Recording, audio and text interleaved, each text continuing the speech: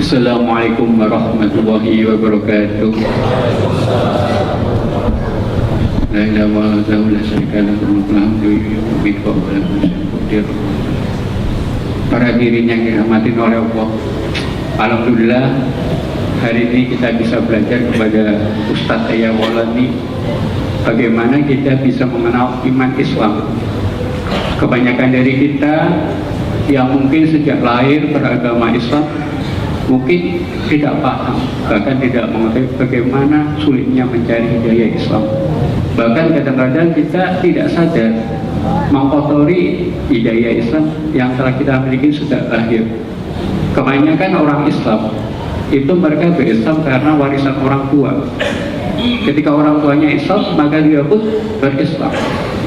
Tapi keimanan Islam ini kadang-kadang tidak didasari oleh iman, pengetahuan yang kuat tentang Islam, sehingga banyak saudara-saudara kita itu yang mereka kemudian dimurtadkan karena lemahnya akidah, lemahnya iman. Mereka akhirnya terjerumus, terjerat oleh ulah-ulah misionaris. Dan bagi para pendeta, bagi para teolog, untuk mengenal Islam itu merupakan perjuangan yang panjang ya Ustaz.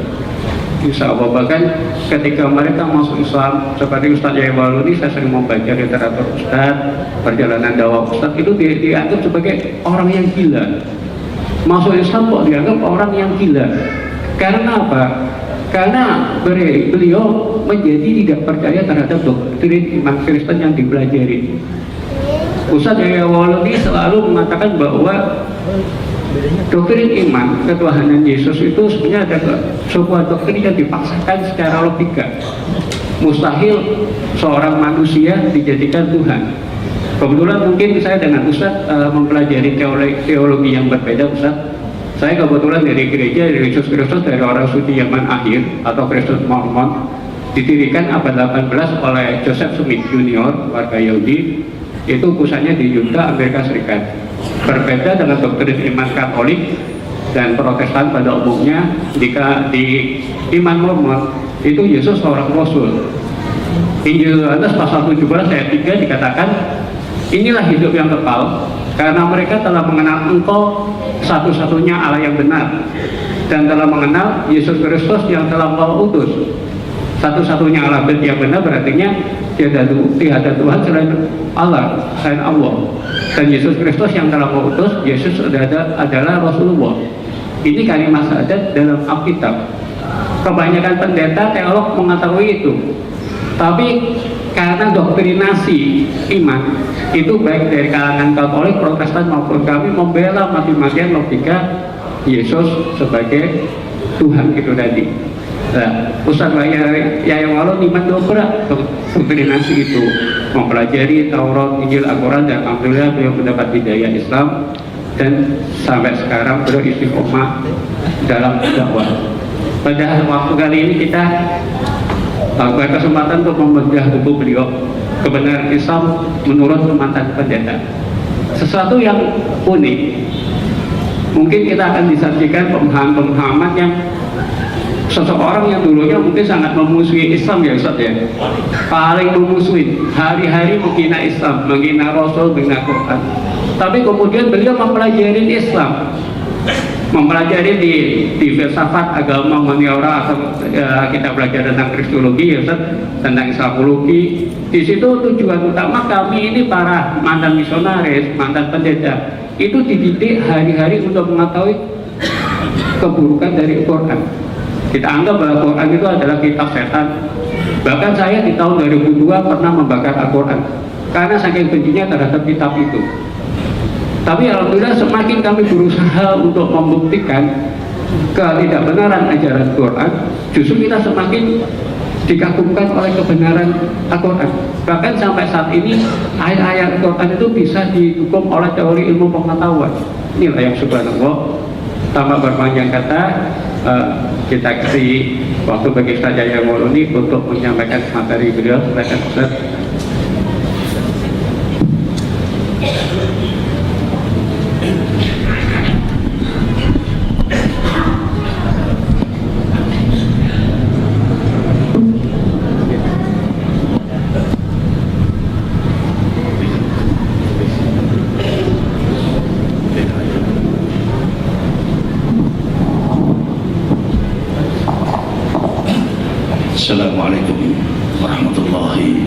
wabarakatuh.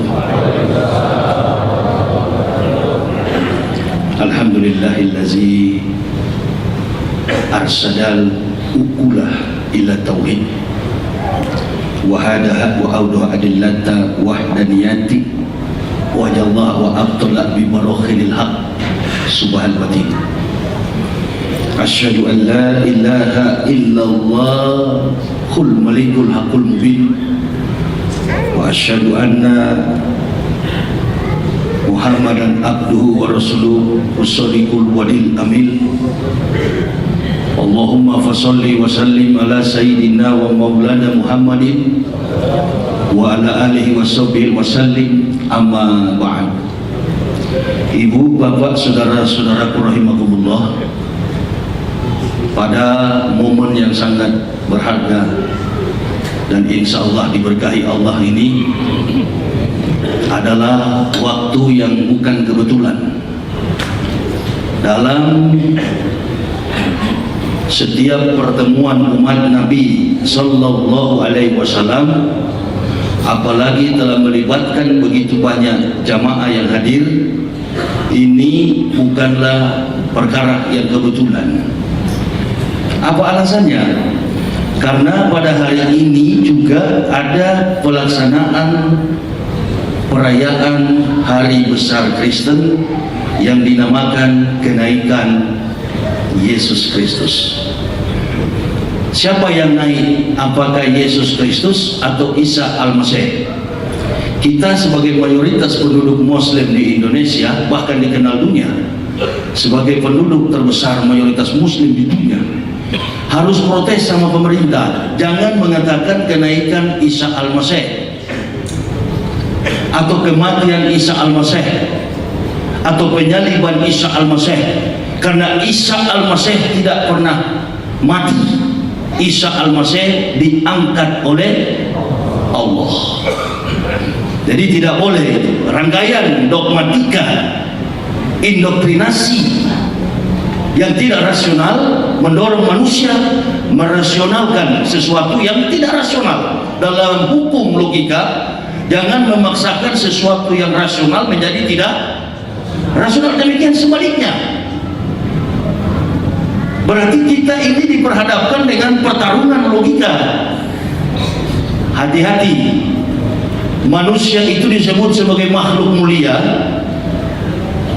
karena ada akal budi. Nabi SAW sudah mewanti-wanti, sudah mengatakan kepada sahabat-sahabat beliau bahwa manusia diciptakan oleh Allah itu di antara susunan malaikat yang berakal tanpa syahwat dan binatang yang bersyahwat tanpa akal. Akal tidak seperti logika, logika tidak seperti akal. Tadi saya barusan khatib Jumat di Masjid Al-Ihsaniyah Jatinegara. Saya sampaikan bagaimana dialog antara Rasulullah SAW dengan Ammar bin Ka'ab dan Abu Hurairah mengenai akal manusia.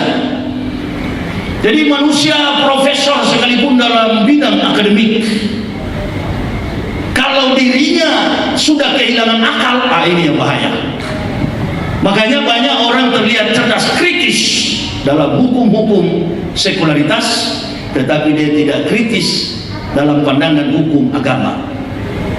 Kita sebagai orang Islam pasti 1 tambah 1 2, 2 tambah 2 4. Tapi bagi orang kafir tidak. 1 tambah 1 11, 2 tambah 2 22. Kita harus cepat menangkap, karena ini persoalan logika, bukan persoalan spirit, bukan persoalan jiwa, bukan, tapi persoalan logika. Karena iman Kristen itu dia tidak berakar di dalam hati, dia kuat sekali di kepala.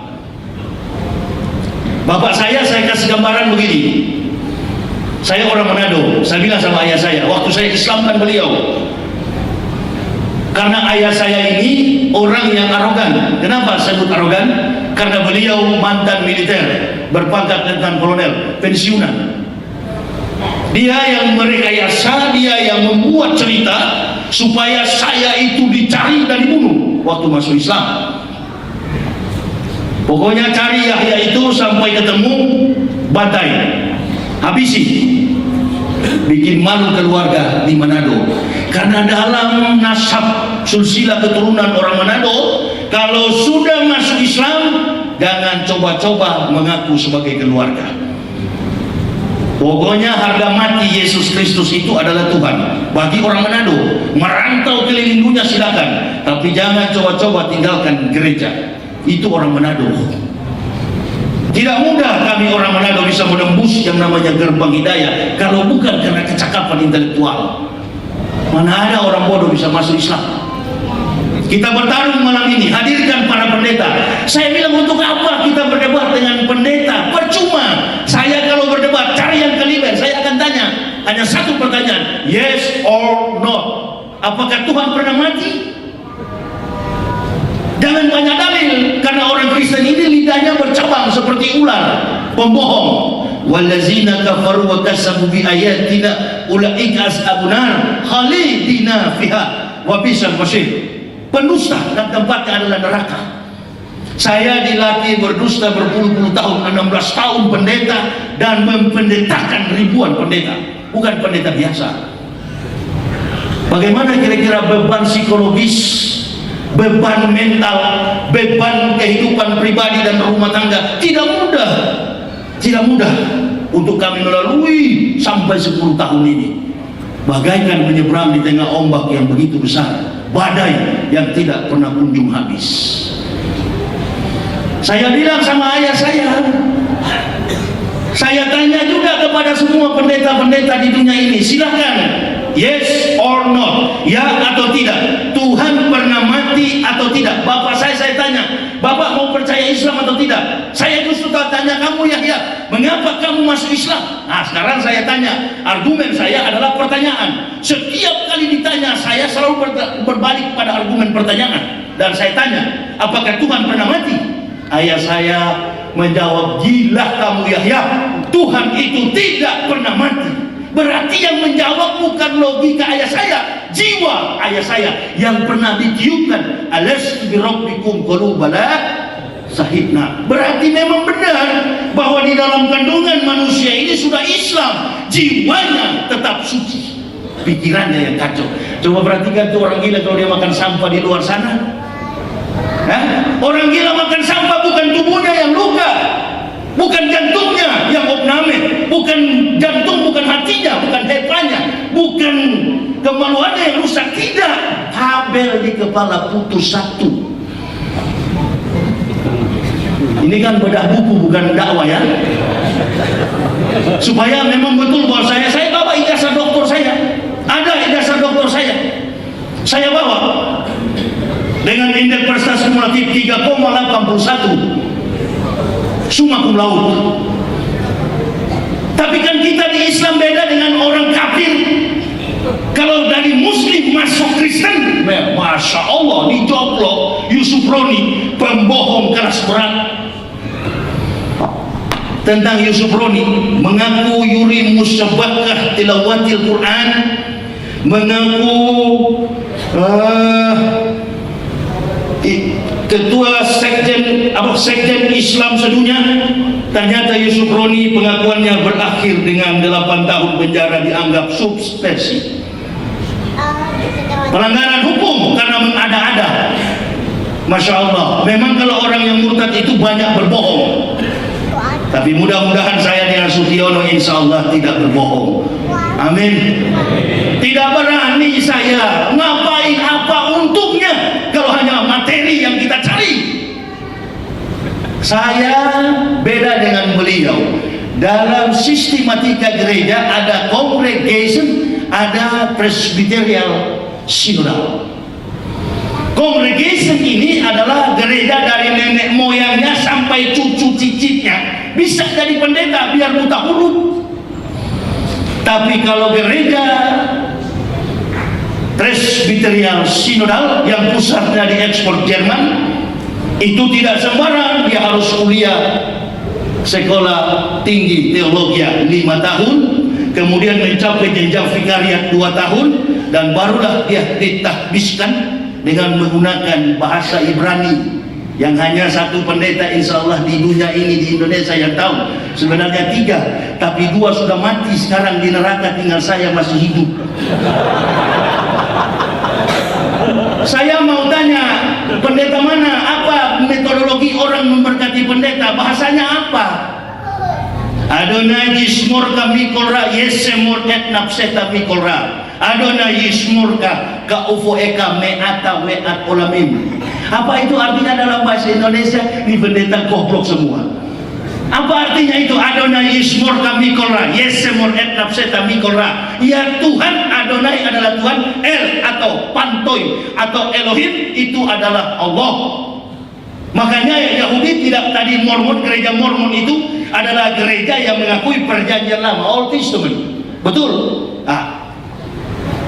Perjanjian baru ini yang bikin rusak otak manusia. Kan? Kalau kita sadar benar bahwa kelanjutan serial agama Nabi Isa adalah Islam. Saya bilang tadi, kalau saya mau masuk Islam, mau jadi ustadz supaya sekali ceramah dapat amplop, saya kira saya rugi sekali.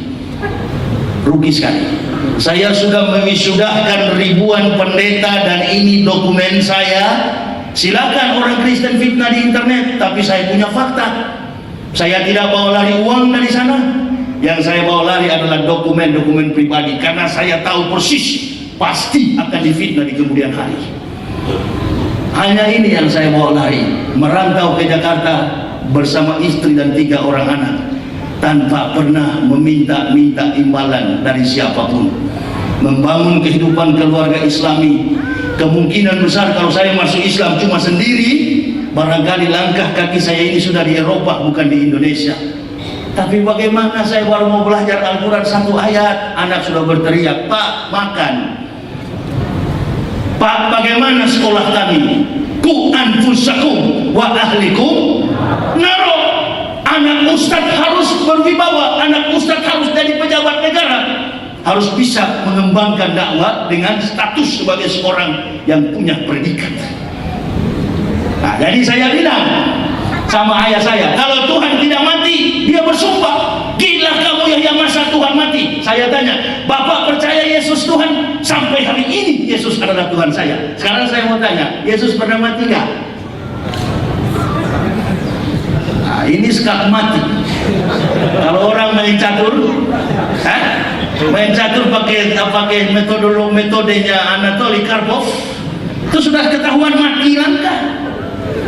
Sekarang saya tanya, Tuhan pernah? Coba orang yang debat itu begitu bertanya. Zakir Naik, William Kimball tanya begitu, nggak perlu membanding-bandingkan ayat. Sementara yang dibanding-bandingkan ini hanyalah kulit daripada the Holy Bible, yang sebenarnya lawan debat dengan yang berdebat sama-sama tidak mengerti sistematika rumus teologi Kristen yang mengandung banyak sekali filsafat Stoa ala panteistis.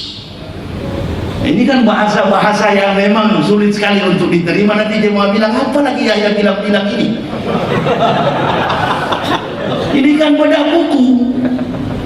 Stoa ala panteistis, susunan-susunan dewa, panteon, susunan-susunan dewa dalam agama paganisme yang dianut oleh Kaisar Konstantinopel yang memenangkan Kristen Trinitas daripada Kristen Unitarian. Itu harus kita sadar betul, ada perbedaan antara Unitarian dengan Trinitian. Ada perbedaan, bukan tidak. Nah, semua pendeta-pendeta yang menganut asas Trinitas itu menang dalam kongres di Sasa, Italia. Tapi yang mengakui konsep-konsep yang Trinitian, itu habis semua. Yang mengakui Unitarian itu habis dibantai oleh Paulus. Siapa Paulus ini? Paulus ini adalah orang yang lahir lebih muda 8 tahun daripada Nabi Isa. Makanya saya tanya ayah saya, kamu percaya Yesus Tuhan? Saya percaya Yesus Tuhan. Apakah Yesus pernah mati? Pernah di kayu salib. Jangan berdalih-dalih yes or not, ya atau tidak. Ya, pernah mati. Nah, sekarang tadi Bapak bilang bahwa Tuhan tidak mati, sekarang Yesus mati. Tuhan mana yang Bapak ikut? Sebenarnya mudah sekali untuk mengalahkan debat itu. Tapi nggak usah lah metik ayat sana, petik ayat sini. Sementara kita masuk Islam nggak belajar Al-Quran. Amin. Jangan-jangan sampai niat sholat pun kita tidak hafal, tinggal belajar rumus-rumus kafir yang filsafat kosong semua itu. Ya, yang paling utama apa? Jago dalam memahami kebohongan kafir, ya. Dan yang kedua, lebih jago lagi untuk memahami rumus-rumus Islam. Jangan kita belajar tentang kafir sementara kita tidak tahu niat sholat. Afdhalul a'malu as-sholatu khamsu, karena Islam ini dibangun bukan cuma syahadat.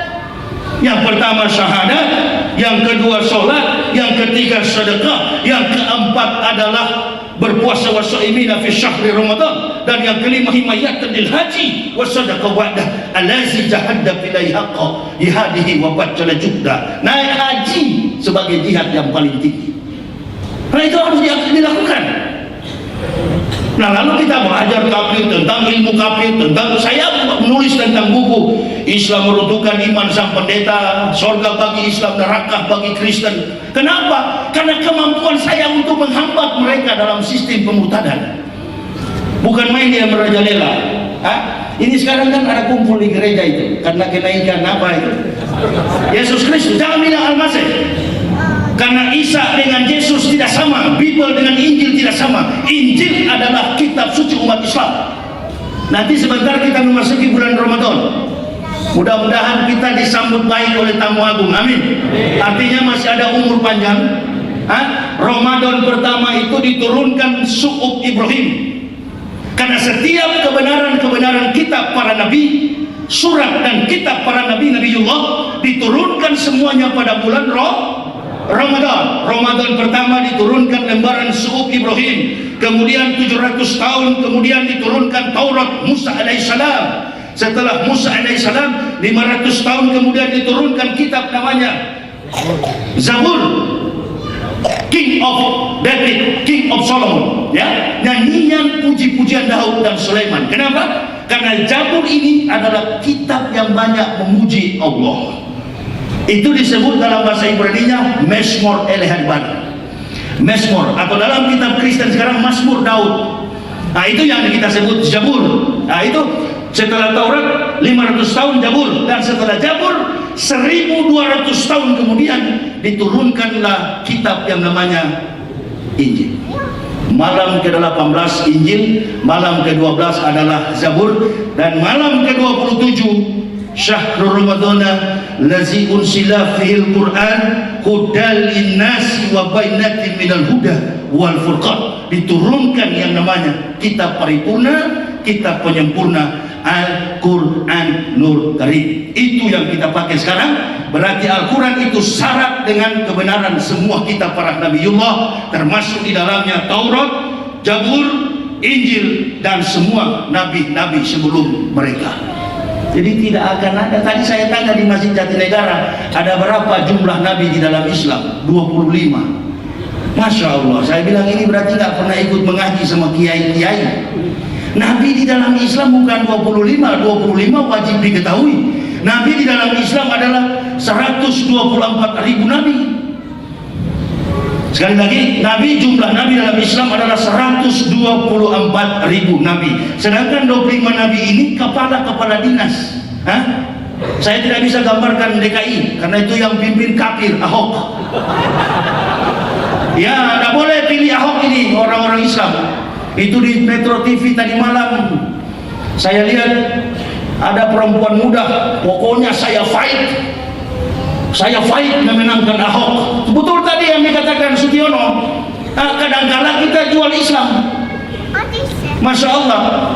Rasulullah mengatakan al-Islamu ya'lu wala yu'la alaihi. Dari sudut pandang ekselensi, Islam adalah agama yang tinggi. Datang di Indonesia, buku Muhammad Abduh, al-Islamu wala yu.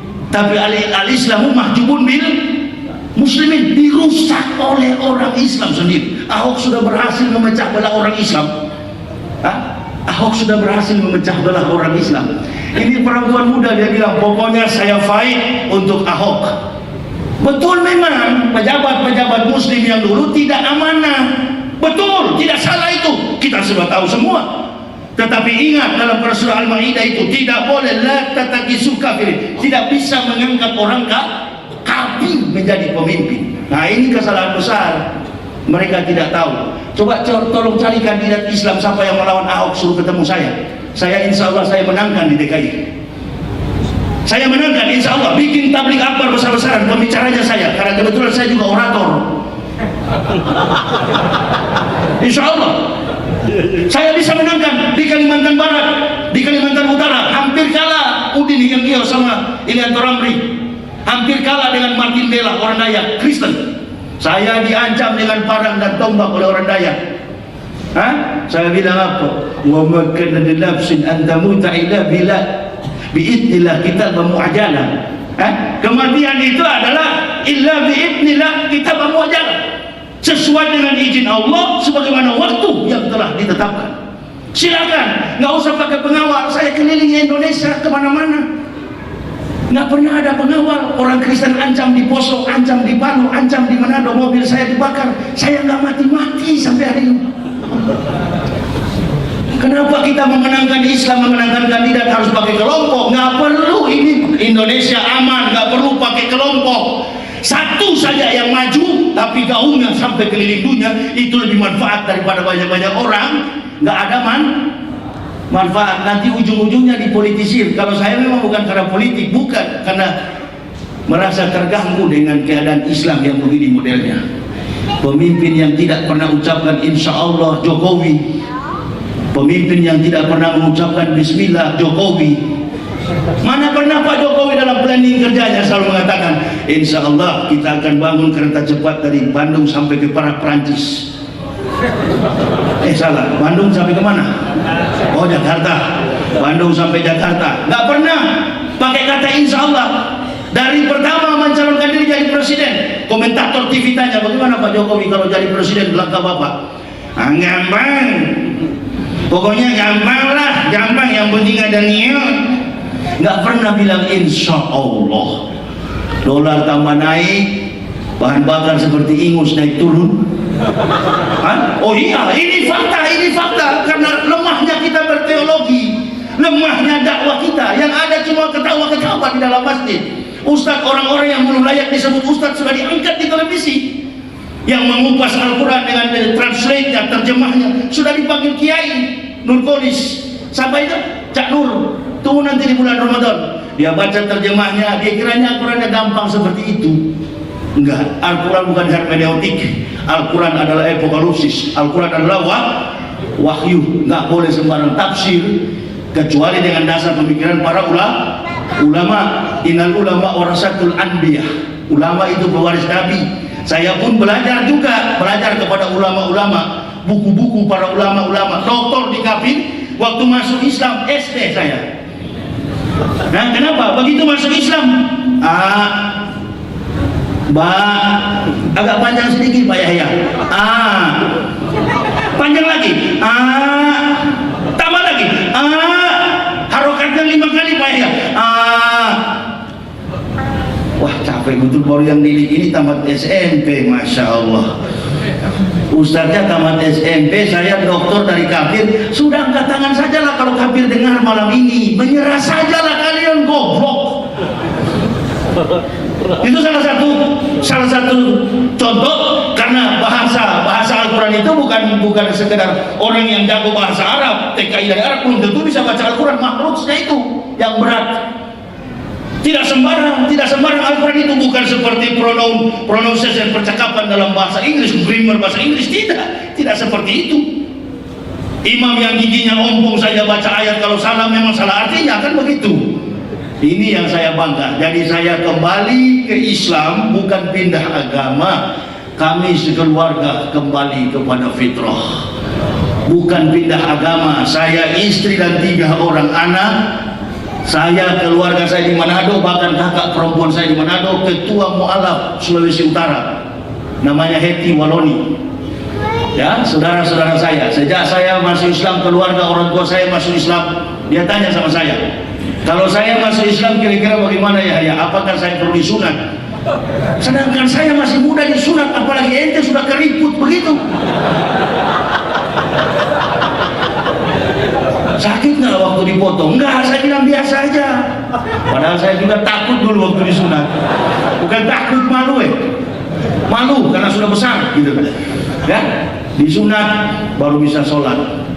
Kata dia, saya bilang, coba kita orang Manado, kita VO gantung di dinding begini pakai swembruk. Maaf, ini memang agak kencang. Kita gantung di dinding begini pakai swembruk. Kira-kira kalau ada tamu bapak malu tidak? Ah, dia bilang fardomen, betul juga. Kalau digantung begini di dinding, kita VO swembruk itu artinya pakai kolor, begitu dalam. Bahasa Manado ditambah-tambah bahasa Belanda, swembruk. Kalau kita gantung begini pakai swembruk, kira-kira kalau ada tamu malu nggak bapak? Oh, malu saya. Nah, kenapa Tuhan tidak malu? Dia bilang, baru sadar saya, ya betul-betul sadar saya. Nah, kalau sudah sadar bagaimana sekarang? Bagaimana sekarang? Hah? Ya, tapi kan Islam juga ada Nabi Isa. Isa itu kan Yesus, bukan di Al-Quran itu Isa, di Bible Jesus. Jesus bukan Isa, Isa bukan Yesus. Joni yang ada di Manado tidak sama dengan Joni yang ada di Gorontalo. Saya bilang begitu. Maksud kamu bagaimana? Nabi Isa itu tidak mampu divisualisasikan, tidak dapat dilukiskan baik dalam bentuk gambar maupun foto.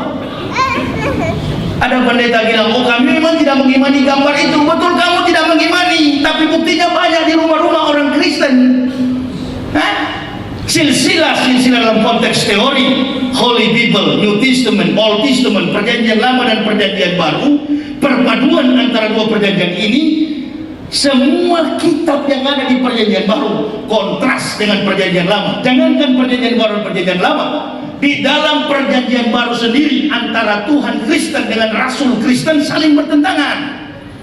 Artinya antara surat perjanjian 14 surat epistel Paulin, surat-surat kiriman Paulus 14 surat, dengan surat-surat yang ada diucapkan mengatasnamakan Yesus, itu sangat kontradiktif, sangat bertentangan dan tidak rasional, jauh sekali dari jalur logika. Bahkan begini, dikisahkan di dalam buku saya itu, Sutiono, coba lihat bahwa Yesus mati pada jam 9 pagi di kayu salib, begitu kan? Dia tergantung di kayu salib pada jam 9 pagi. Pada waktu dia tergantung di kayu salib, katanya bumi terbelah dua. Kemudian orang-orang suci bangkit dari dalam kubur. Nah, saya curiga nih orang suci satu yang lolos ke Indonesia, jangan-jangan beliau ini. Enggak, karena tadi kan gereja suci. Enggak apa-apa Pak, enggak apa-apa dengan Isa ini. Kita dapat dikit, enggak apa-apa. Allah tahu kita sedang membagi ilmu dasar, apa hadisnya ada itu. Saya kebetulan belajar banyak ilmu juga, insya Allah. Gak apa-apa, 5 menit lagi. Ya, tuh saya kasih putus dulu acara satu ini ya, kalimat saya ini. Kemudian, lah tanah terbelah dua, orang suci bangkit dari kubur. Nah, sekarang saya pernah ke Yerusalem. Saya tanya, di mana kebangkitan orang itu? Kalau betul peristiwa menggemparkan ini terjadi, berarti iman orang Yahudi sama dengan orang Kristen, tapi tidak, Yahudi tidak beriman sebagaimana Kristen. Yahudi berpengakuan iman, agama mereka Yudaisme, dan mereka mengakui pengakuan imannya adalah Shema Yisrael, Yahweh Elohenu, Yahweh Ehad. Dengarlah Israel, Tuhanmu adalah Yahweh, dan Yahweh itu adalah Ehad, Esa, atau dalam bahasa Arab Ahad. Jadi tidak sama dengan pengakuan iman Kristen Konstantinopel, tidak sama. Pengakuan iman Rasuli Kristen tidak sama dengan pengakuan Yahudi. Nah, sekarang Kristen memegang kitab perjanjian lama, ada 39 judul kitab dari Kejadian sampai Maleaki. Mana ada kitab ini dalam perjanjian-perjanjian yang diturunkan oleh Isa, dan mana sinyalemen tentang kenabian atau ketuhanan Isa kemudian hari, atau ketuhanan Yesus di kemudian hari. Jangankan ketuhanan Isa, ketuhanan Yesus pun tidak pernah tercatat dalam perjanjian lama. Dari mana spekulasi filsafat ini? Semua bermuatan daripada 14 surat kiriman Paulus. Kita lanjutkan setelah Isa. Assalamualaikum warahmatullahi wabarakatuh. Bapak, Ibu, saudara-saudaraku, saya dari setiap judul buku ini ada 7 bab. Tadi Pak Haji mengatakan kata eksologi. Kalau ada orang yang jamaah yang ada di masjid ini fakultas ekonomi, dia tidak pernah belajar filsafat karena sudah berhitung secara pasti.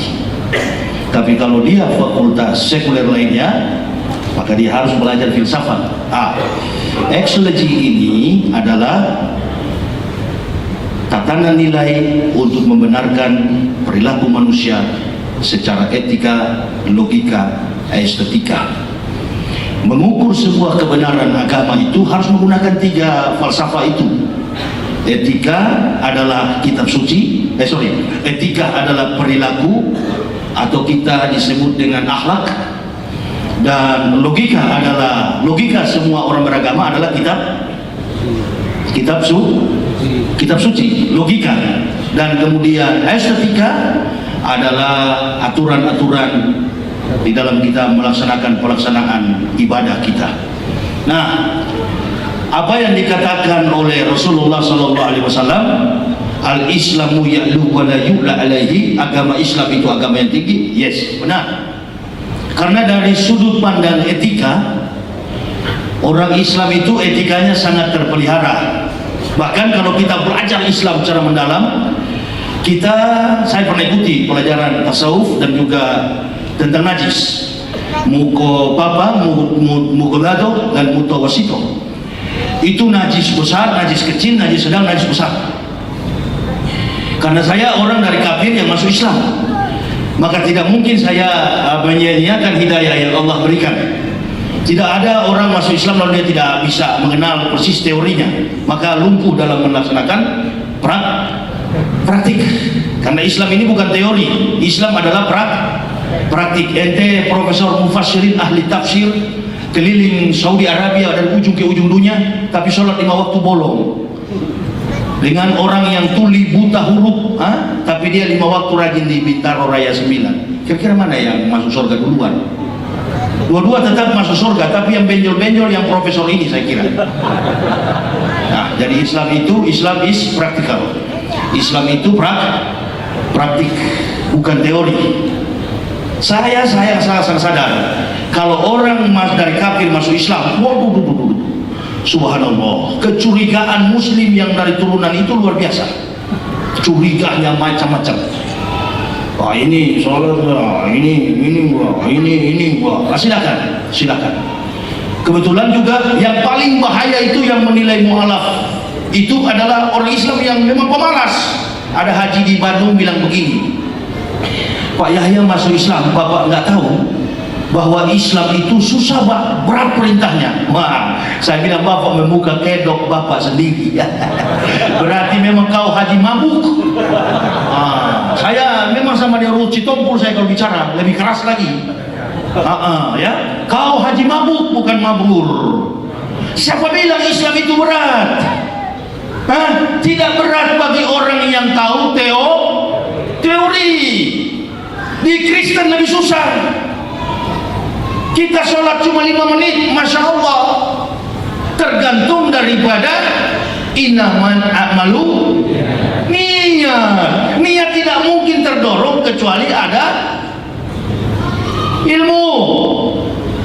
Makanya dia bilang begitu, saya bilang, Bapak berarti hajinya tidak mabrur. Kenapa Bapak buka kedok Bapak sendiri? Harusnya Bapak semangati orang yang baru masuk Islam. Nah, yang kedua, yang menilai buruk mualaf-mualaf ini adalah orang Islam yang memang tidak menjalankan perintah Allah. Jadi dia ukur mualaf ini dengan dirinya yang memang munafik. Ya, insya Allah kita nggak usah takut kalau ada orang masuk Islam lalu dia tidak menjalankan. Nanti Allah akan hukum. Sama dengan petinggi-petinggi negara munafik terhadap agama Allah ini, terhadap orang Islam. Dia akan dapat masuk penjara. Semua koruptor-koruptor itu kan karena menipu umat Islam. Itu dia. Jadi saya kira eksologi Islam itu sudah dibenarkan di buku ini, termasuk pluralisme agama di tengah konteks tauhid. Macam-macam pemikiran sekarang ini, Syiah, apa itu Islam, apa itu yang dipimpin oleh ulil al-absor, ya, iblis laknatullah, ya, jaringan iblis laknatullah. Itu juga lebih parah lagi, ya. Saya pokoknya begini, begitu saya masuk Islam, kalau ada orang Islam berdebat menjelek-jelekan salah satu Muslim, wah, saya jauhi betul itu. Karena saya tidak pernah baca Al-Quran. Nanti di situ dijelaskan apabila orang Muhammadiyah mati, maka surganya agak ke kanan. Dan apabila orang NU mati, surganya agak ke kiri, ada lampu merah banting kanan. Apabila orang Wahabi meninggal dunia, maka surganya agak lurus ke tengah. Enggak begitu Tidak begitu. Yang masuk surga adalah orang Islam. Yang masuk neraka Kristen, Hindu, Buddha.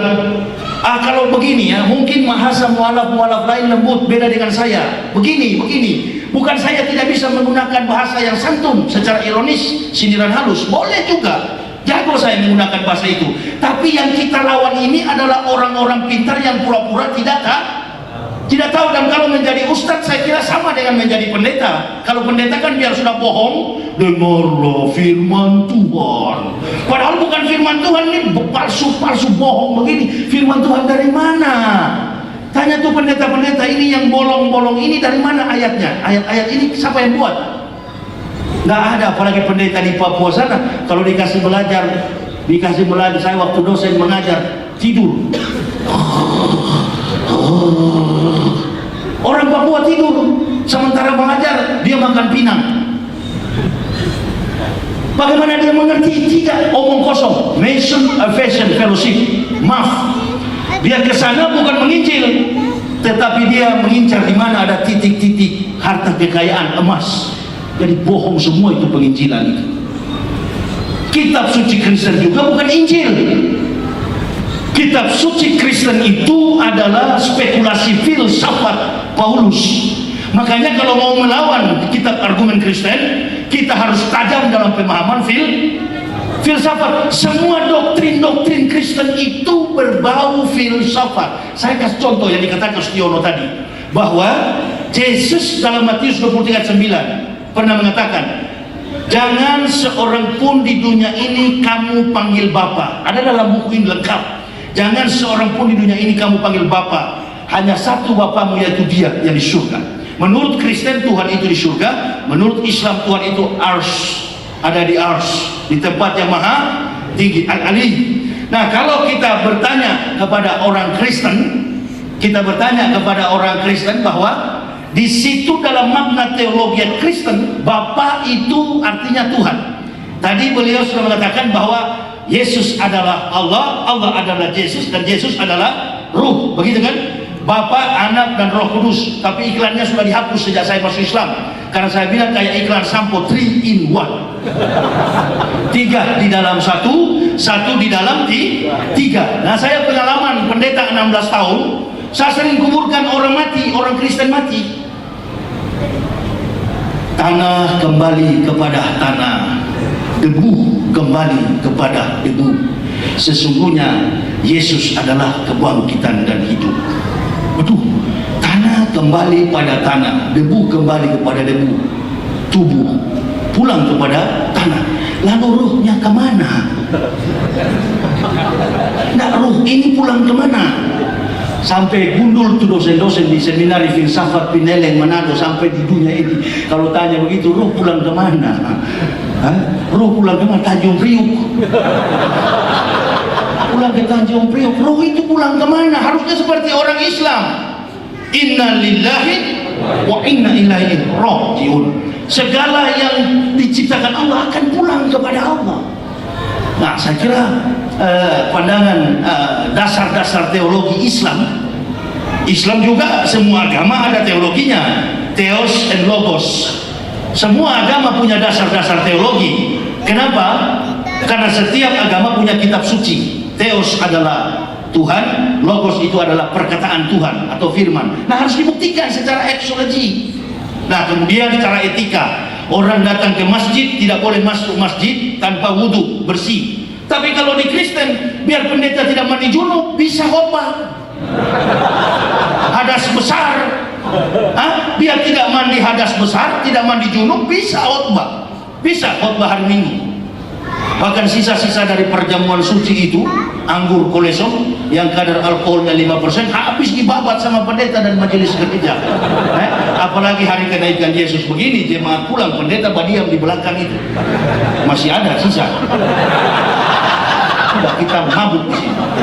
Oh, sudahlah, ini pengalaman. Nah, ini dedekotnya. Nah, Masya Allah, ini terlalu konyol orang bikin buku kebenaran Islam menurut mantan pendeta di tengah kompleksitas negara hukum seperti ini. Kalau bukan siapa saya tahu persis siapa diri saya, bukan orang lain. Makanya ada pendeta pembohong besar Esra Soro, dia katanya panggil saya berdebat di Surabaya, saya lari. Kau sedangkan bahasa Indonesia saja putus-putus, apalagi melawan Yahya. Masya Allah, terlalu jauh. Jangan kau. Kenapa saya masuk Islam? Bukannya ketua PGI, karena di sini kan mengatasnamakan PGI. Saya pendeta yang terdaftar pada PGI, Lampiran Gereja Kristen Injil di Tanah Papua, anggota Persekutuan Gereja-Gereja di Indonesia. Nama saya terdaftar, dan Profesor Dr. Yewanggo, ketua PGI dulu, Nathan Setiabudi, teman baik saya, itu tahu. Nanti sekarang baru saya tidak pakai sepatu. Nanti sekarang baru saya pakai jas di pinggiran jalan. Dulu Masya Allah, wallahu bikulli syai'in alim. Allah tahu sekali bagaimana perjalanan hidup saya. Tapi saya walaupun pendeta, saya tidak pernah mengikuti kurang ajar pendeta-pendeta lain. Mereka berzina di hotel, saya tidak pernah ikuti. Makanya dari umur 24 tahun saya sudah memimpin sekolah tinggi teologi Calvinis. Kenapa? Karena prestasi. Artinya kesenangan apa? Saya punya teman baik, Gubernur Papua dulu, Dr. Randus Yap Salosa, teman baik saya. Kita pergi ke Jakarta, Hotel Indonesia, perempuan sekarang dia sudah di neraka karena sudah mati. Masya Allah. Yap Salosa, Teis Eluai yang dulu mati tahun 2001, yang menguburkan Teis Eluai saya. Nah, di Papua sana uang dari Freeport, Masya Allah, kiri kanan muka belakang haram semua. Sudahlah, saya mau ceritakan. Lalu saya mau masuk Islam cari apa? Caci maki, fitnahan, umpatan dari orang-orang kafir. Masya Allah.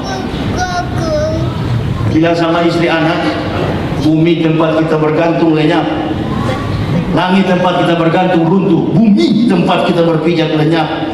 Sekali kita mengucapkan syahadat sampai mati kita tetap Islam. Allahu Akbar. Saya bilang sama istri, ini pegangan kita terakhir. Mau kemana kita? Mau kemana? Tinggal di Pulau Jawa, biar diputuskan nasab. Tidak apa-apa kita diputuskan nasab. Banyak keluarga, banyak saudara muslim. Amin.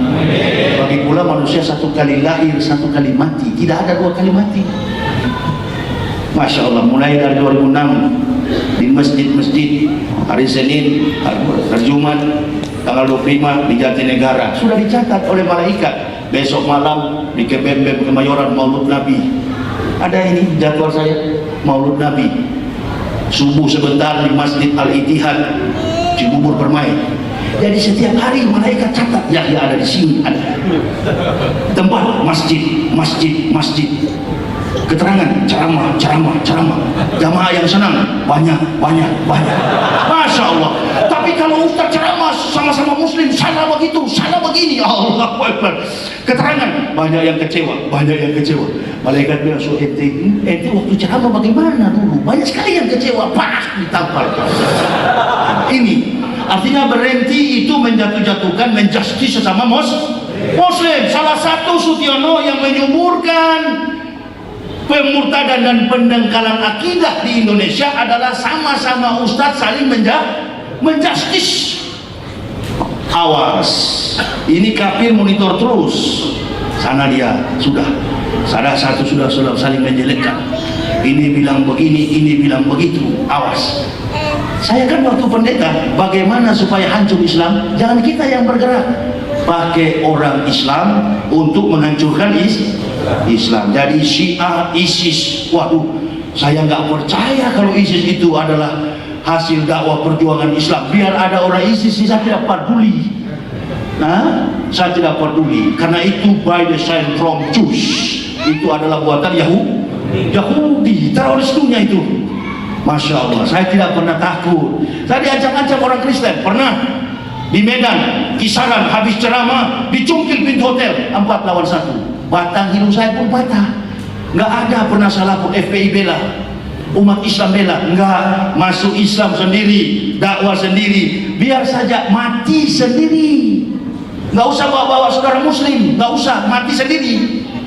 Itu saya minta kepada saudara muslim, nggak usah bela, cukup doain. Kenapa saya bilang jangan bela? Karena ini kebenaran, ini judul buku, kebenaran Islam menurut mantan pendeta. Mati cepat lebih bagus. Dunia ini kan saya sudah rasa bagaimana enaknya di kafir dulu. Daging ini kok bagaimana? Apa yang mau dicari? Dunia ini tempat orang-orang yang tidak punya rumah dan tidak punya harta. Kata Nabi SAW, manusia kalau hanya pikirkan perutnya, maka harga daripada manusia itu tidak lebih daripada apa yang keluar dari dalam perut, kotoran. Sudah kenyang saya, tinggalkan itu, dan saya masuk Islam bukan mencari popularitas. Mungkin Pak Haji bertanya-tanya, kenapa ini Ustadz Yahya tidak mau bergabung dengan organisasi Islam? Oh, memang saya tidak mau. Dengan organisasi Islam manapun saya nggak mau. Lebih baik saya sendiri. Dan saya kerjasama dengan masjid. Umpamanya saya pergi ke NU, nanti Muhammadiyah bilang, awas dia orang NU itu jangan terima. Kalau saya pergi ke Muhammadiyah, orang NU bilang, awas itu Muhammadiyah, jangan pergi, jangan terima. Matilah langkah untuk mempersatukan umat Nabi. Sudahlah, kalau dari kafir ini nggak usah macam-macam. Orang kunut ikutku kunut, orang tidak kunut lebih cepat lebih bagus. Nggak usah terlalu banyak doa, panjang-panjang doa, kan begitu.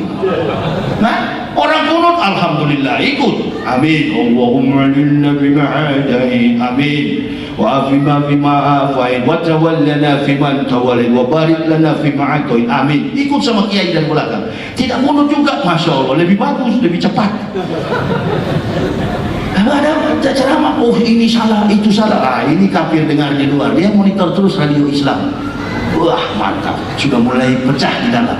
Sama juga dengan Ahok menjadi gubernur. Saya tadi bilang tidak kasih contoh Ahok begini, 25 nabi itu kepala-kepala dinas kalau dalam instansi, ya. Tapi nabi yang pegawai, nabi-nabi itu ada 124.000 jumlah nabi dalam Islam. Nah, saya tidak kasih contoh gubernur Ahok, gubernur Rano Karno, Pak Haji. Nah, itu Pak Rano Karno adalah pimpinannya, nabi. Kemudian ada kepala-kepala dinas. Nah, itu gambaran daripada struktur pemerintahan Allah. Menteri-menterinya itu, kepala dinasnya itu adalah 25 nabi. Kalau dalam institusi kantor, 25 nabi itu adalah kepala dinas. Kalau digambarkan secara struktur kantor, perkantoran. Nah, itu dari 25 nabi itu adalah nabi besar. Dari Nabi Ibrahim sampai dengan Nabi Isa alaihissalam. Itu Nabi Adam digambarkan, kemudian sampai Nabi Muhammad SAW.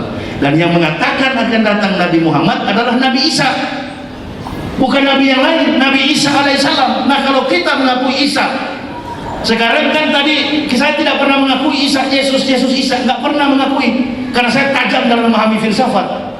Kenapa? Selagi kita mengakui Isa adalah Yesus, Yesus adalah Isa, maka di dalam buku ini saya katakan ada peluang besar bagi Kristen untuk menyamakan kemusyrikan mereka dengan ketahuidan umat Islam. Nggak usah diakui itu Yesus. Injil pun jangan bilang Injil, kepala besar pendeta. Wah, mereka bilang kami Injil. Makanya kalau saya lihat orang debat dia bilang, nah di dalam Injil juga kan ada Yesus. Lebih hebat di dalam Al-Quran dibandingkan dengan di Bibel. Al-Quran mengatakan Isa orang terkemuka dunia dan akhirat. Tapi Isa yang ada ini bukan Yesus. Potong. Tidak boleh diakui bahwa Isa adalah Yesus, Yesus Isa. Sehingga apa? Tidak ada peluang dia untuk mendekat kepada kita. Saya sejak masuk Islam nggak ada pernah dekat dengan pendeta manapun, nggak pernah. Pokoknya ada batas. Saya kaget kok ada pendeta Esra Soro berkuar-kuar di YouTube. Oh, saya bilang memang dasar kafir pengecut berani jarak jauh. Saya ceramah di Batam, spanduk saya besar-besar di depan-depan gereja. Kalau memang mereka berani, mereka datang ke panitia masjid sama dengan begini kan, ada spanduk saya. Datang ke Pak Haji, Kami nggak senang lihat Yahya itu gantung spanduk begitu. Mana tuh Yahya? Kami mau tantang. Jangan di masjid, di depan Karni Ilyas TV One. Oh, itu tuh baru. Di depan TV One, hadirkan ahli-ahli bahasa, lalu kita debat secara terbuka. Memang itu cocoknya dengan saya. Kalau cuma di 2-3 orang pidato kiri kanan, bukan berarti apa-apa itu bagi saya. Jangan dinilai di Ustadz ini cuma kelas kampungan yang ada di sudut Bogor sana. Oh tidak, insya Allah tidak bisa dinilai dari besarnya rupiah yang kita bayar pada seorang penceramah. Karena semua kesombongan sudah saya buang. Saya tidak lagi hidup dalam kesombongan, saya hidup dalam pengabdian kepada Allah Subhanahu wa Ta'ala. Ini saya dalam tampil ini Pak Haji sudah 1 minggu lebih. Saya tidak konsumsi nasi. Coba tanya istri saya. Saya sakit, menderita sakit. Satu keluarga kami sakit. Itu anak saya masih balita itu juga sakit. Dan saya belum pernah sembuh sampai sekarang. Tapi kok kenapa saya tidak makan nasi? Istri saya heran. Kok masih kuat, belum mati kamu Pak? Makan saja Pak, biar sedikit. Enggak perlu, saya minta air putih saja. Minum air putih, makan jeruk, makan buah-buahan. Alhamdulillah orang Islam kuat ya. Dulu di Kristen perut besar, cacing semua di dalam. Hewan apa yang tidak kita makan? Saudara Yesus. Kaki 1, kaki 2, kaki 3, tinggal kaki mimbar gereja yang kita tidak. Itu semua haram, tidak boleh, dilarang oleh nabi-nabi tidak punya peri kehidupan seperti itu. Mereka santun. Nah, ini mungkin barangkali jemaah menilai, waduh ini kayaknya bahasa dokter bagaimana kacau begini. Memang betul, silakan. Saya bukan dokter politikus, saya bukan dokter ekonomi, saya dokter filsafat. Hitam katakan hitam, putih katakan putih. Lagi pula dokter saya itu bukan dari Madinah, dokter kafir. Nggak penting itu, saya lebih penting disebut sebagai ustaz. Makanya kalau mau bikin spanduk, tolong, kita sudah banyak tekanan dari kafir begini, ya sama-sama kita juga punya kelebihan dan kekurangan dibanding dengan ustadz-ustadz lain. Tulislah ustadz di situ, jangan anggap orang luar kita. Amin. Allah ya karim. Nggak usah ke dokter itu, tulis ustaz Muhammad Yahya Waloni. Kafir bilang Masya Allah, betul-betul mereka terima dia dengan baik. Tapi kalau bapak cuma taruh dokter Yahya Waloni, tidak diakui Muhammadnya, berarti di Islam dia juga disingkirkan. Itu kok gak laku dia. Nah, ini bahasa-bahasa orang yang sudah Masya Allah. Jadi saya kira di Jakarta ini kan orang senang dengan Ahok, tapi kalau saya begini pasti jangan tolak. Kita kalau ada teroris bom bunuh diri, kita marah keras. Begini juga marah. Bagaimana kita? Mau biarkan begini-begini? Nggak akan dibiarkan begini-begini. Saya paham betul. Dunia Jakarta ini dunia keras. Katanya kalau nggak keras jangan tinggal di Jakarta. Nggak peduli saya. Tetap saya ceramah begini di daerah, di mana-mana. Ada hasil. Alhamdulillah mengislamkan banyak ribuan manusia kafir masuk Islam. Islamkan di mana-mana. Kemarin di Bintaro sini Masjid Jami 2 orang kafir saya islamkan. Masjid Jami sebelah sini Bintaro sektor berapa tuh? 2. Saya khatib Jumat berapa 2 bulan yang lalu, datang 2 kafir. Ustadz menerangkan kami mau masuk Islam. Jangan bilang masuk Islam. Apa alasan ingin kembali ke Islam? Oh kami sadar Ustaz begini. Ya sudah sini. Habis ini langsung disunat. Oh jangan dulu itu Ustaz, pokoknya sunat. Ya kalau sudah disunat kan ketahuan.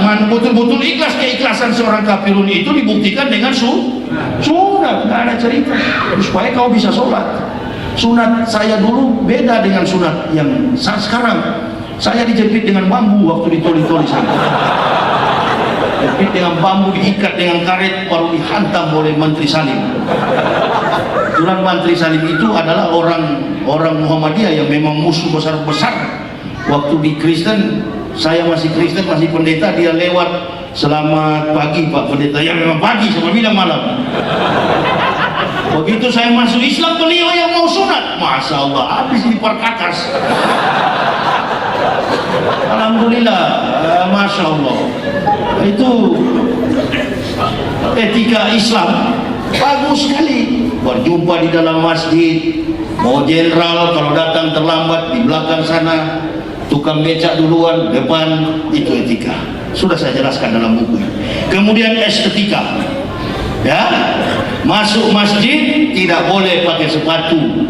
Silakan Anda pakai baju ini di Tanah Abang 35.000. Tapi kalau yang belanja Buya Yahya tak ada itu diskonnya 70%. Nah cari apa Buya? Beli baju koko udah ada untuk Buya 70% diskonnya. Ya, banyak saudara-saudara daripada wah diskon. Itulah kalau jadi ustad. Kalau ustad menyenangkan, tapi kalau ente bida-bida sama yang lain, sementara makan ditanya berapa? 70.000, habis kau itu. Enak jadi ustad, kemana-mana gratis. Orang ketemu, wah susah mau murtad lagi ini. Saya mau sarankan sama Sutiono, jangan bikin judul kapan aku murtad. Hati-hati Pak Adek Sutiono ya. Karena Islam ini doanya pasti diijabah. Ayo itu contoh sejauh-jauh, ayo tinting lah. Kemana, di mana. Akhirnya kan sekarang jadi kemana? Lari suaminya. Jangan minta kepada Allah murtad, jangan, salah sekali. Ya, bikin saja buku. Murtad adalah perbuatan kebinasaan. Begitu lebih bagus. Jangan pancing tuh Allah itu, masya Allah. Baru saya yang sering berceramah, bergantung kepada Allah. Apapun yang hilang di dunia ini. Kemarin mobil saya dibawa lari, dicuri. Pakai assalamualaikum yang datang. Saya kenal Ustaz Yahya, kita mau beli ini mobil. Karena satu keluarga kami terkapar, memang tidak punya apa-apa, sakit berat. Saya bilang sama Allah, ya jangankan begini ya Allah, nafas pun engkau cabut, jangan harap saya mau berhenti. Siang malam saya sujud berdoa, entah berapa ribu rakaat. Saya kunci kamar, tidak mau keluar saya. Pak keluar. Istri saya katakan keluar Pak, makan dulu. Enggak, pikir saya sudah meninggal di dalam kamar.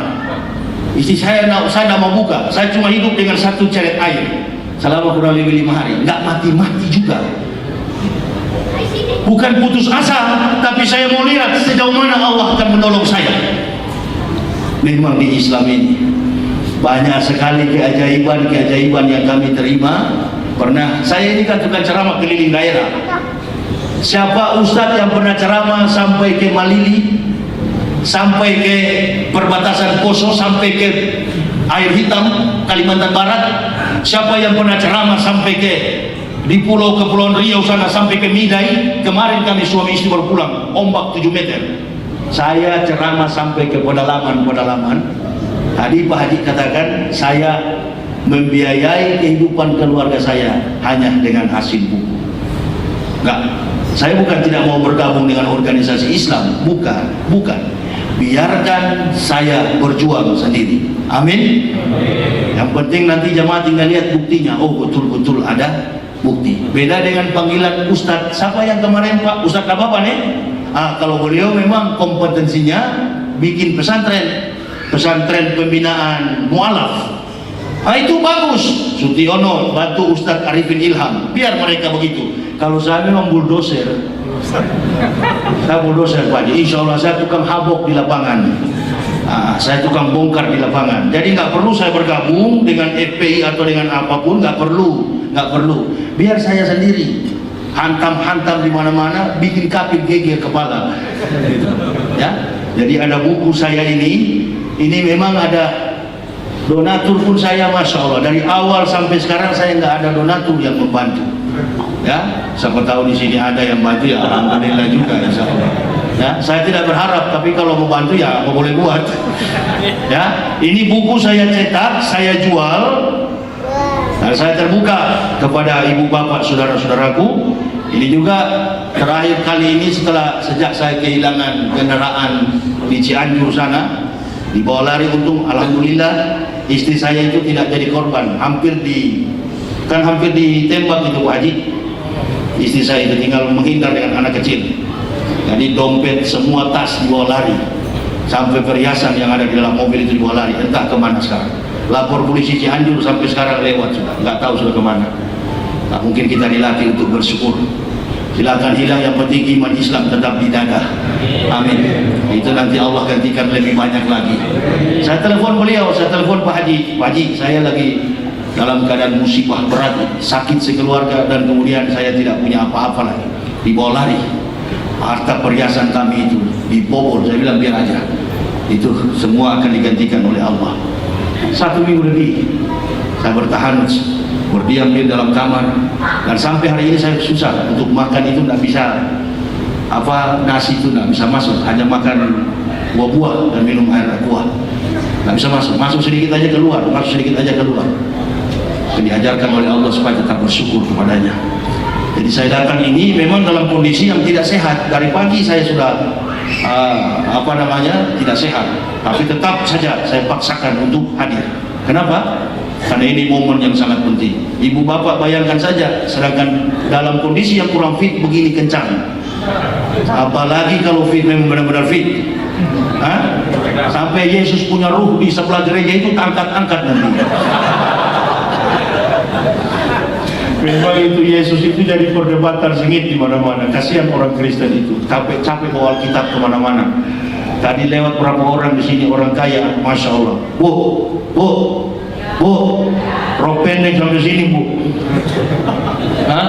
Itu kalau di Manado, pendeta-pendeta paling suka itu. Makanya pendeta nggak larang, biar pakai baju seksi, pakai you can see, pendeta nggak larang. Karena pendeta asik cuci mata dia. Kristus sangat mengasihi kamu. Tapi saya memang 16 tahun di Irian Jaya, mau lihat apa? Arang semua di bawah. Memang payah saya. Apalagi di Jakarta sini, masya Allah, duduk dalam bangku gereja itu secara estetika nggak peduli, laki-laki perempuan gabung di dalam. Coba kalau masjid, akhwat, ikhwan, laki-laki perempuan pisah. Tapi kalau di gereja enggak. Orang Manado bilang aku gosok pala di situ. Iya dong. Bahasa Manado, duduk dalam gereja, satu rok pendek, satu suami orang. Wah, nggak apa-apa. Sementara menyanyi, gosok sedikit. Oh, sudahlah. Ini pandangan eksologi. Tapi sebaiknya baca di buku ini supaya lebih jelas. Karena kalau mau bahas ini 400 halaman dan masih banyak buku Islam meruntuhkan iman sang pendeta. Ini memang meriwayatkan sejarah hidup saya dari kecil sampai pernah ke masjid dan dipukul oleh ayah kandung saya. Karena waktu itu beliau memang perwira menengah di Korem 131 Santiago. Dia hajar saya karena pergi ke masjid untuk mengikuti pengajian Islam. Jadi saya dari kecil memang sudah mau masuk Islam karena teman-teman saya banyak orang Islam. Jadi bibit hidayah ini sudah ada sejak kecil. Umur 13 tahun saya sudah bergaul dengan teman-teman muslim. Ibu saya, kakak saya seorang pendeta. Saya tanya sama ibu saya, "Mak, kalau kita orang Kristen benar, kenapa pendeta pakai jas? Yesus pakai baju seperti orang Islam." Karena di gambar-gambar buku-buku Kristen kan Yesus tidak pakai jas, Pak Sutiono ya. Dia pakai gamis. Lalu Yesus pakai jenggot, kenapa kita tidak pakai jenggot? Dari kecil saya sudah kritis. Jadi dari awal itu sudah bertumbuh bibit-bibit hidayah untuk masuk Islam, sudah kritis dari kecil. Nah, begitu saya sekolah minggu, saya mulai kritis Sunday school. Saya tanya kepada Oma sama Pipe, apa itu Yohanes dimakan belalang dan madu? Apa itu belalang? Dia bilang sejenis seksapa, serangga. Setelah saya kuliah di Israel, saya lihat di sana bukan serangga. Belalang itu adalah buah yang lebih manis daripada madu. Itulah makanan semua nabi. Mana barang buah yang bulat tapi lebih manis daripada madu, itu namanya belalang, bukan seksapa. Ketahuan ini guru-guru Kristen, dongeng semua, omong kosong. Makanya ada profesor yang di televisi yang suka gemetar begini. Siapa itu? Saya. Tapi selalu kalau memberi nasihat, belajar dari kitab-kitab apa itu? Bible, perjanjian lama, perjanjian baru. Saya bilang ini orang ini nggak bertobat, sudah mau mati begini, coba masuk Islam saja. Jangan percaya, kita nggak butuh intelektual, yang kita butuh adalah keselamatan jiwa. Mau jadi pintar, jadi profesor gampang, tinggal belajar baca buku jadi profesor. Tapi untuk mendapatkan hidayah itu tidaklah mudah. Doakan kami sekeluarga, mudah-mudahan kami tetap insya Allah kuat dalam menjalankan amanah Allah yang mulia ini. Saya, istri, anak ini datang dengan anak istri, yang lainnya tidak ikut Pak Haji, karena saya bilang nanti kalau satu rombongan ke sini habis biaya masjid. Saya bilang sudah, nanti lain waktu kalian, Pak kami mau ikut, nggak usah ikut. Satu di pesantren, kan maaf aja Pak Haji, bukan saya mengeluh, anak satu saya sudah putus sekolah, sudah tidak ada lagi. Saya berapa bulan saya bilang berhenti. Sudah ada menteri, sudah ada presiden, nggak apa-apa, ikut bapak berdakwah. Putus sekolah bukan putus karena dia tidak mampu, bukan. Memang saya suruh berhenti karena sudah jujur, saya bukan mengeluh. Ini memang kesempatan, siapa lagi yang bantu saya? Momen yang sangat besar begini jamaah, insya Allah. Saya bilang karena sudah tidak ada biaya, saya tidak kuat lagi. Beda dengan dulu. Jadi kau berhenti dulu. Nanti kalau pasang kuda-kuda, kalau buku ini malam laku baru kau sekolah lagi besok. Insya Allah dia iya Pak, iya. Amin amin. Saya mau ikut. Nggak usah ikut. Tinggal aja di rumah. Yang laki-laki kemarin itu sudah saya suruh berhenti. Daripada ditagih-tagih terus. Nggak apa-apa saya bilang. Yang penting kita tetap Islam. Biar buta huruf, yang penting Islam, nggak apa-apa, nggak penting dengan pendidikan, yang penting bertakwa. Banyak orang-orang pintar akhirnya di penjara juga.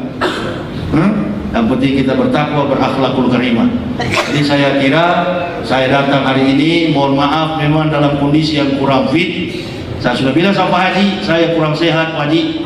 Saya paksakan dari sholat subuh tadi sampai khatib Jumat, saya datang ke masjid-masjid minta kekuatan kepada Allah, ya. Dan kami sekeluarga datang ini memang dalam beban yang cukup berat kami hadapi. Bahkan saya bilang sama istri saya, ya kalaupun dalam sampai tempo bulan ini, sampai bulan Juni kita memang sudah tidak ada, kita ancang-ancang kita kembali, ya. Kalau ke Manado nggak bisa, kita tinggal di Makassar. Untuk lebih jelasnya saya kasih tahu kepada jemaah. Kenapa? Karena memang kami sudah tidak mau memaksa Allah. Kita lebih baik hengkang. Karena Rasulullah mungkin mengajarkan kepada kita dalam hadisnya, kalau tidak mampu di tempat, hijrah ke tempat lain. Kita mau bertahan, kita lihat situasi. Saya bilang begitu sama istri anak. Insya Allah kita tetap ikhtiar Pak, berdoa. Saya bilang sampai bulan Juni nanti mendekati Ramadan, saya bilang juga sama Pak Haji Ardin, kalau memang bagaimana kita hengkang, kita pindah. Ya, karena kita juga nggak ada siapa-siapa di sini, kita berangkat. Yang penting kita ke tempat yang di Manado, di Gorontalo itu mayoritas Muslim, di Makassar. Nah itulah langkah dakwah, berarti terhenti sampai di situ. Kenapa? Karena di Sulawesi sana 50-50. Dan kadang-kala orang-orang daerah ini yang menguasai kafir. Jakarta ini aja sudah dikuasai kafir kok. Orang dakwah kencang sedikit begini sudah mulai nggak senang orang. Tapi saya nggak peduli, tetap pada prinsip bahwa Islam di atas segala-galanya. Ini bekal yang kami bawa. Mudah-mudahan doa jamaah senantiasa menguatkan kami sekeluarga. Saya kira ada sesi pertanyaan Sejiono masih ada sesi pertanyaan. Insyaallah ya. Silakan bagi yang mau bertanya diberikan. Boleh saya dulu Pak Haji, saya nggak tahu boleh bertanya, silakan. Siapa yang ingin bertanya, saya dan beliau ini akan. Sebenarnya tadi paling bagus kalau ada itu siapa, Ustadz Nababan, itu kan. Oh di Amerika beliau sering ke New York. Silakan bertanya bagi bapak-bapak, ibu-ibu. Saya sambil duduk capek begini. Ya.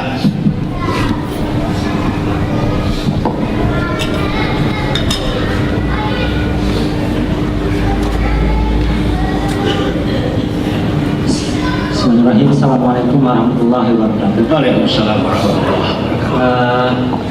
Pertanyaannya begini Ustaz, apa yang melatar belakangi Ustaz bisa kembali ke agama fitrah ini? Apakah secara pendekatan dengan logika ataupun dengan katakanlah seperti Ibrahim ketika dia mencari Tuhan menggunakan logika melihat bulan itu bukan, karena dia tidak selamanya ada, ataupun matahari berarti ada penciptanya ya. Ataupun seperti Umar bin Khattab yang dapat hidayah dan membaca dengan mendengarkan surat At-Taha.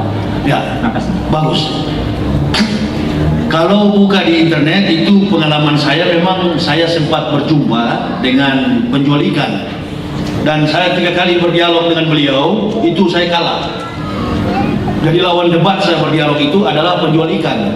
Tapi setelah saya disunat, dicari beliau itu nggak ketemu sampai hari ini. Jadi pengalaman spiritual tentu ada, tidak hanya sekedar. Memang paling 80% saya mendapatkan Islam itu dari pandangan akademik.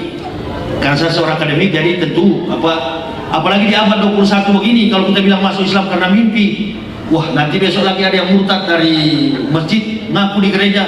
Saya juga, umpamanya kita masuk Islam, waktu itu saya mimpi ketemu Nabi Muhammad, orangnya kekar, jenggotnya panjang. Nah besok juga ada yang murtad dari masjid Bintaro, dia bilang ke pendeta, saya juga masuk Kristen karena ketemu Yesus, jenggotnya juga panjang.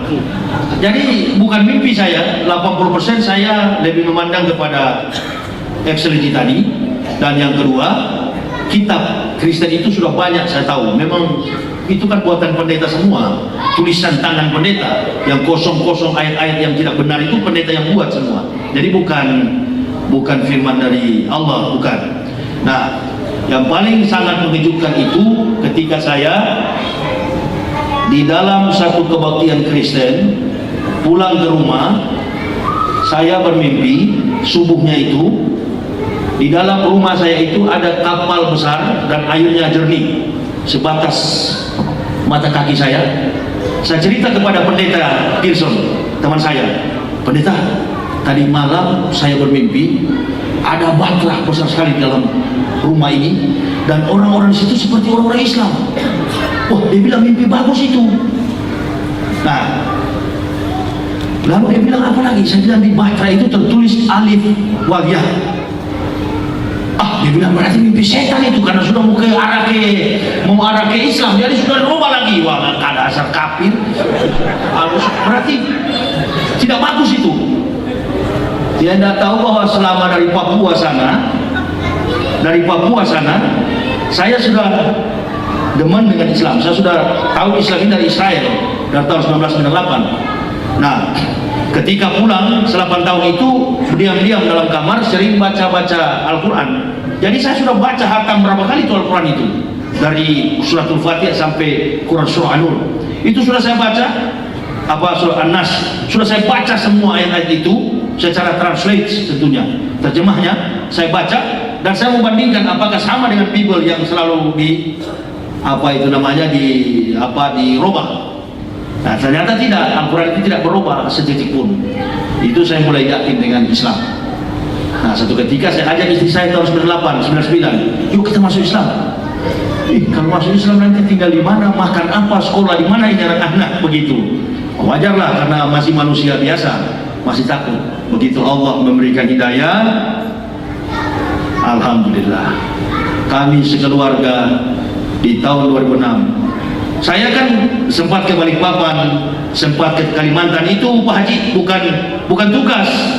Memang saya itu menghindar untuk rencana mau masuk Islam, karena saya sudah tahu kalau saya masuk Islam di Papua pasti pelabuhan dan bandara itu diblokir. Kalau sudah diblokir berarti sudahlah, kalau saya mati nggak apa-apa, tapi saya bawa anak 3 orang pasti semuanya dipanah itu, ditombak, disalib dalam keadaan hidup-hidup itu. Jadi saya lari ke Kalimantan. Di Kalimantan saya lihat 50-50, Dayak juga banyak. Saya sempat mengajar di dosen filsafat di Uniba. Uniba itu konsentrasinya bukan teologi, Uniba itu konsentrasinya ekonomi. Jadi bukan fakultas teologi, bukan. Nah, kalaupun saya ketua STT itu artinya sekolah tinggi teologi Calvinis. Karena Protestan, Pak Sutyono, Ustaz, Protestan itu dan Katolik beda. Kalau Katolik lain lagi, lain, beda. Saya Protestan. Nah, yang masuk Islam ini kebanyakan orang-orang Protestan, karena orang-orang keras dan kritis mengikut Martin Luther, orang Jerman.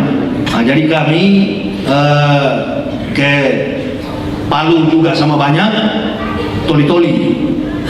Saya ke Toli-Toli. Nah, di Toli-Toli itu dinobatkan untuk menjadi ketua sinode. Ketua sinode itu artinya pemimpin pendeta se-Sulawesi, se-Kabupaten Toli-Toli. Ah, begitu saya terpilih, besoknya saya masuk Islam. Masya Allah, 3 orang pendeta bunuh diri. bunuh diri Pak. Ya, bunuh diri. Satu di Manado itu, Willy Loloang, Profesor Dr. Willy Loloang. Karena saya masuk Islam. Ya, aduh, kepada siapa lagi katanya kami mau bergantung? Karena memang orang-orang dua pendeta ini sering kawal saya kemana-mana. Apa namanya, asisten lah begitu. Asisten. Jadi katanya, saya bilang kenapa bunuh diri tidak masuk Islam sama-sama? Nah inilah, disinilah mahalnya Islam. Dia lebih baik bunuh diri daripada masuk Islam. Bahkan guru besar saya di Manado, Profesor Dr. Willy Loloang, itu juga kalau tadi Tiono katakan kita tidak percaya argumen Paulus dalam perjanjian baru, Profesor Dr. Bibi saya juga begitu. Konsentrasi Calvinis itu perjanjian lama. Makanya makanan-makanan haram itu nggak kita sentuh karena sudah tahu bahwa itu dilarang oleh Isa alaihissalam atau Yesus Hamasiah atau Yesus Kristus. Dilarang keras itu. Dia tidak memakan makanan itu, haram. Jadi kami dari profesor itu, dia bilang sama saya suami istri, kalau mau masuk Islam berarti saya bunuh diri. Silakan Prof bunuh diri. Memang orang karena orang filsafat, orang sudah kelebihan. Memang sudah, masya Allah, anaknya berapa orang itu di Gedung Putih di Amerika. Jadi banyak cucu-cucunya, dia kan Belanda, Manado. Jadi sekolahnya kebanyakan keluar sana ke Eropa. Jadi saya kira kita masuk Islam ini bukan hal yang mudah. Kalau tadi Kristono katakan saya suka menantang Islam, masya Allah. Kenapa saya keras begini? Memang saya manusia yang ketika jadi pendeta yang paling anti terhadap Islam. Sudah, Allah sudah tentukan saya untuk. Kalau saya baca buku tentang Umar bin Khattab, sama dengan kehidupan saya waktu masih kafir, masih Kristen.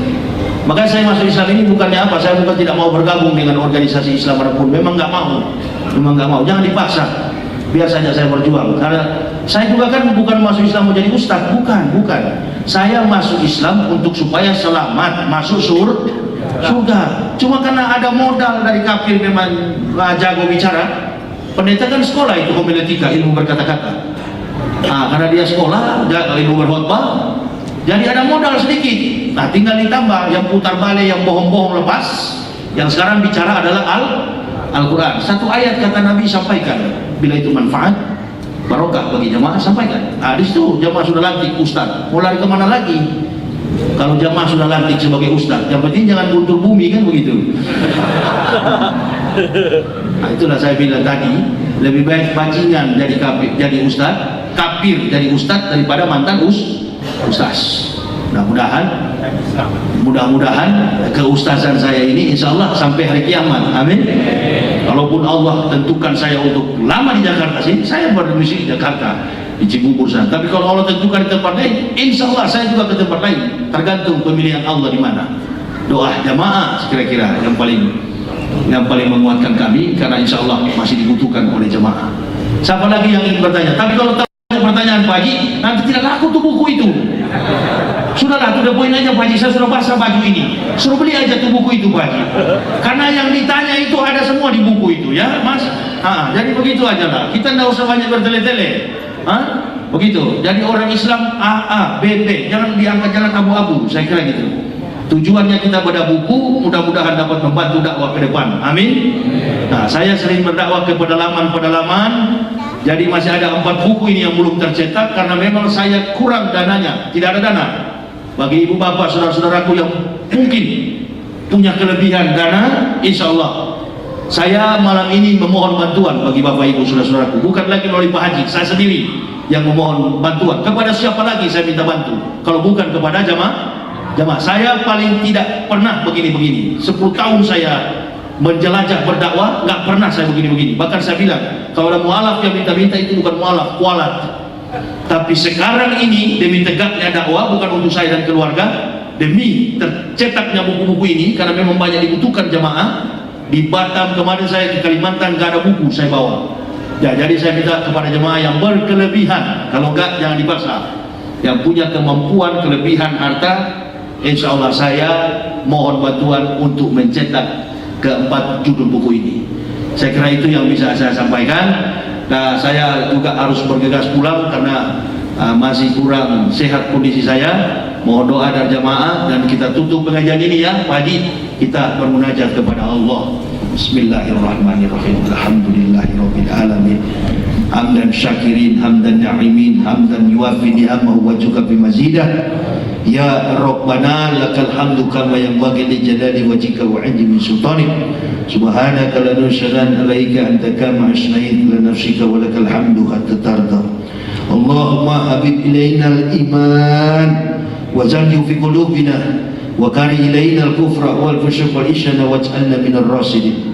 Allahumma tawaffana muslimina wal hikna bis-salihin ghaira khazzaya wala maqtudin. Allahumma ij'alna muflihin. Allahumma aftah fala qulubina bi dzikrika wa atim alaina nikmat wa asbik alaina min fadlik waj'alna min ibadika sholihin. Rabbana taqabbal minna innaka antas samiul alim wa tub alaina innaka antat tawwabur rahim. Wassalatu wassalamu ala asrafil anbiya'i wal mursalin sayyidina Muhammadin wa ala alihi wa sahbihi ajmain. Subhana rabbika rabbil izzati amma yasifun wa salamun alal mursalin walhamdulillahi rabbil alamin. Allah abadu antum fil jannah. Assalamualaikum warahmatullahi wabarakatuh.